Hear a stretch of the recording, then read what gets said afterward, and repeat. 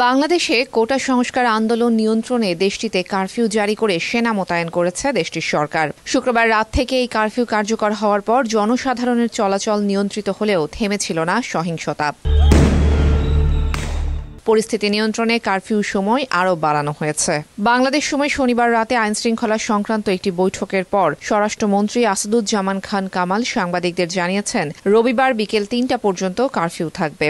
৩টা থেকে বিকেল ৫টা পর্যন্ত ২ ঘণ্টা বিরতি থাকবে। এরপর পরবর্তী নির্দেশ না দেয়া পর্যন্ত আবারও কারফিউ চলবে। তবে এই কারফিউর মধ্যেই সুপ্রিম কোর্টে কোটা পুনর্বহাল করে হাইকোর্টের রায়ের বিরুদ্ধে করা লিভ টু আপিলের শুনানি অনুষ্ঠিত হবে।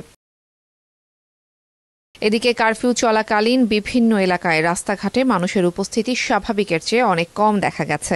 রাস্তায় গাড়ির সংখ্যা ছিল হাতে গোনা। গণমাধ্যমের গাড়ি, অ্যাম্বুলেন্স বা আইন শৃঙ্খলা রক্ষাকারী বাহিনীর গাড়ি বাদে অন্য কোনো গাড়ি ছিল না বললেই চলে। সিএনজি চালিত অটোরিকশাও ছিল না রাস্তায়। তবে সব এলাকাতেই রিকশা চলাচল করতে দেখা গেছে। সব যানবাহন থামিয়ে যাচাই করার পাশাপাশি রিকশা ও গাড়ির যাত্রীদের পরিচয়পত্র যাচাই করতে দেখা গেছে সেনা সদস্যদের। তাহিয়া রুবাইয়াত, অপলা, টিভিএন 24।